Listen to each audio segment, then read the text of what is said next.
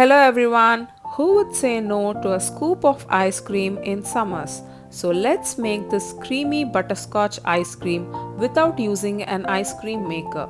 First, let's make Proline. For that, in a pan, add 1/4 cup sugar and spread it all over. Make sure the flame is on medium to high heat.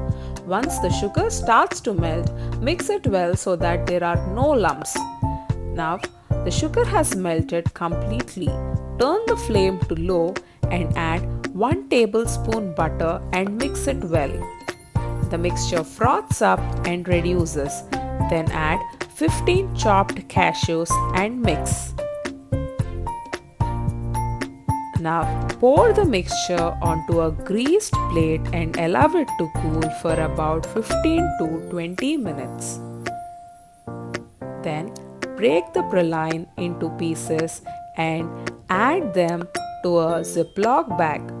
Use a rolling pin to make coarse powder and keep it aside. Now in a bowl, add 1 cup chilled fresh cream and start whisking it. The texture becomes creamy initially and continue to whisk until soft peak stage. It takes about 3 to 5 minutes. Now add half cup condensed milk and mix until well combined.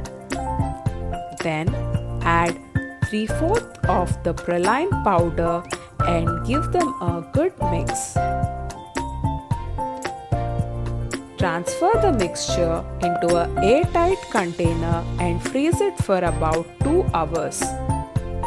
Then remove it from the freezer and mix everything again.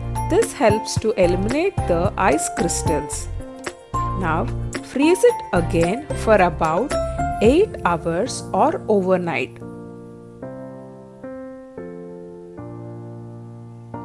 Scoop the ice cream and garnish it with some Proline on top, and the butterscotch ice cream is ready to serve.